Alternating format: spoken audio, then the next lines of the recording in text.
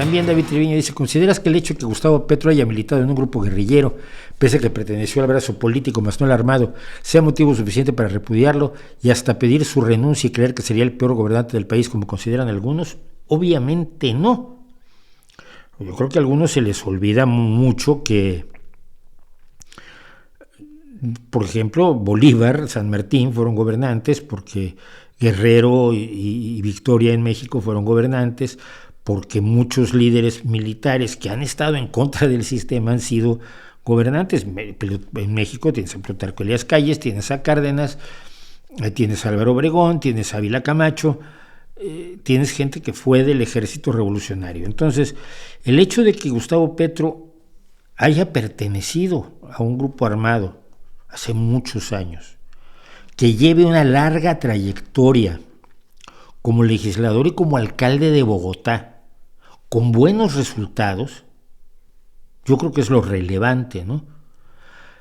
Ese recurso al pasado, la gente olvida que en el caso de las FARC y el ELN ocurrió exactamente lo mismo que ha pasado con ETA en España.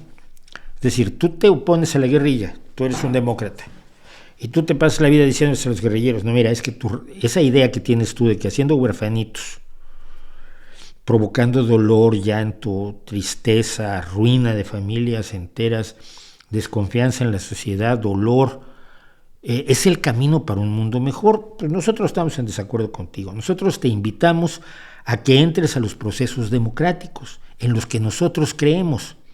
Deja las armas y asume estas reglas y juega con estas reglas y trata de obtener el poder con estas reglas. Nos pasamos la vida diciéndole esto a las guerrillas latinoamericanas y a las guerrillas tipo la ETA en España.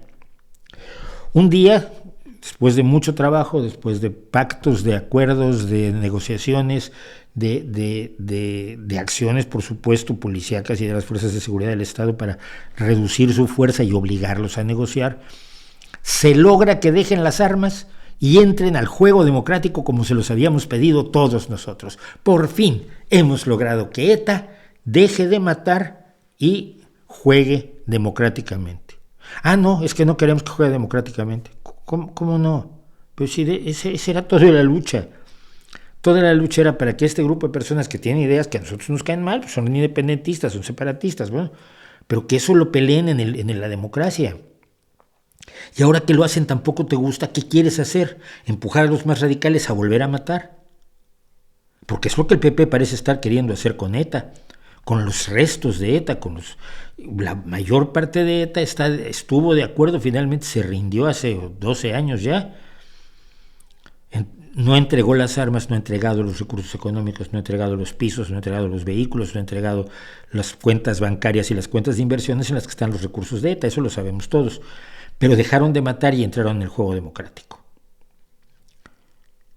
Ahora hay que aceptar que están en el juego democrático y que si la gente vota por ellos, no son ellos a los que nos estamos enfrentando directamente, sino que tenemos que respetar a sus votantes, aunque no los respetemos a ellos.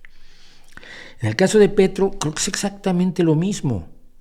El hombre ha demostrado una vocación democrática firme, ha tenido un buen desempeño legislativo y como alcalde de Bogotá, y merece la oportunidad y ha ganado las elecciones. Este es el otro punto. Si tú eres demócrata no puedes ir en contra del que ganó las elecciones. A ver, puedes ir en contra, puedes ser su oposición, puedes exigirle, puedes reclamarle, puedes pedirle transparencia, puedes señalarle sus errores, puedes ser crítico, por supuesto. Esa es la función de la oposición, pero no puedes estar tratando de derrocarlo todo el tiempo.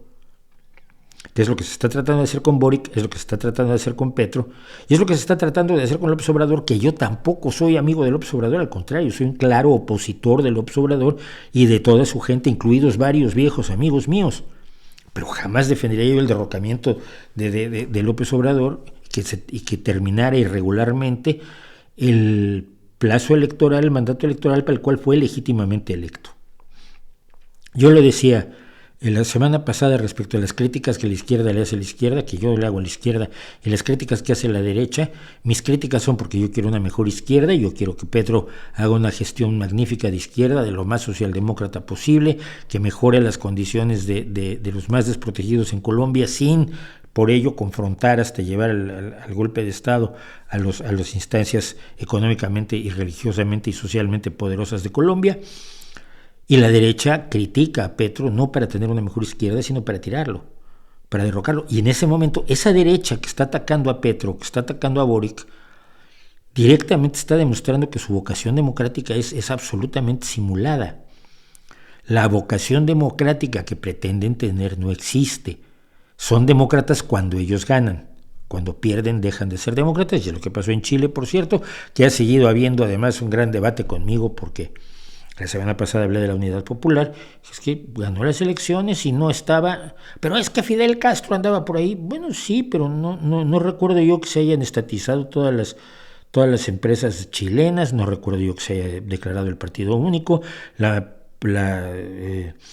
La planificación centralizada de la economía, no se abrieron gulags, no se hicieron purgas. Allende no hizo nada de eso.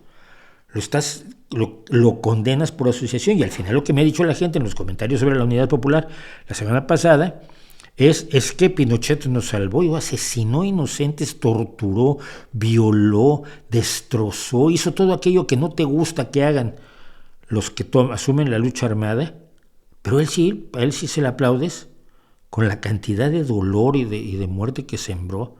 Tú puedes estar en desacuerdo con lo que cantaba Víctor Jara, pero eso no quiere decir que aplaudas al que le corta las manos.